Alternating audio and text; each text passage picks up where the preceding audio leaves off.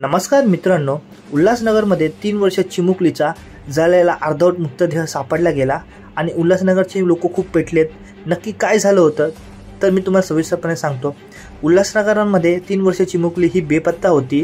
तर ती बेपत्ता असल्यामुळे पोलिसमध्ये कंप्लेंट केली होती की ती घरी आली नाही, ती कुठे गेली, कोणी तिला नेलंय म्हणून। त्यानंतर पोलिसांनी शोध कार्य सुरू केले आणि काही टायमानंतर त्या मुलीचा अर्धवट जळलेला मृतदेह सापडला गेला आणि एकदम क्रूरपणे तुम्ही बघू पण शकत नाही, ते फोटो आम्ही दाखवू सुद्धा शकत नाही, अशा प्रकारे ते मृतदेह होता। ते एकदम विचलित करू शकते। त्या आई एवढी क्रोधित झालेली आहे आणि तिची मागणी आहे की माझ्या मुलीला न्याय भेटला पाहिजे, जे कोणी केलं असेल त्याला कठोरात कठोर कारवाई त्याच्यावर केली पाहिजे।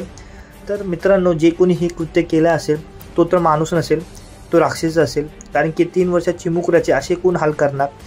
काही कोणासोबत बी कोणतीही दुश्मनी असो, पण त्या 3 वर्षा मुलीने काय केलं होतं, तिची काय चूक होती की तिला अशा प्रकारे त्या नराधमानी केलंय।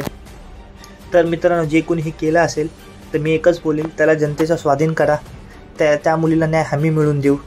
जे कोणी हे नीच कृत्य केलं आहे अशा लोकांना कारावास ही खूप छोटी शिक्षा आहे।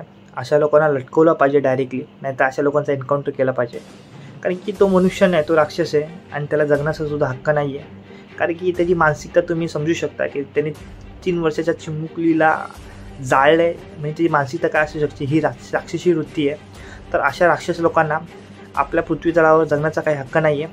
तर अशा लोकांचा खात्मा केला पाहिजे, पण अशा लोकांचा एन्काउंटरच केला पाहिजे। आणि मी सरकारकडे हीच मागणी करेन की अशा लोकांवर तुम्ही कठोर कारवाई करा, त्यांना कारावास देऊ नका, अशा लोकांचा एन्काउंटर करा, तेव्हाच आपला समाज सुधारेल आणि याच्या पुढं असं कोणी करणार नाही। लोकांच्या मनामध्ये एक प्रकारची भीती राहील। तर हा मित्रांनो, तुम्हाला माझा व्हिडिओ आवडला असेल तर लाईक, शेअर, कमेंट करा। आता पुन्हा भेटू।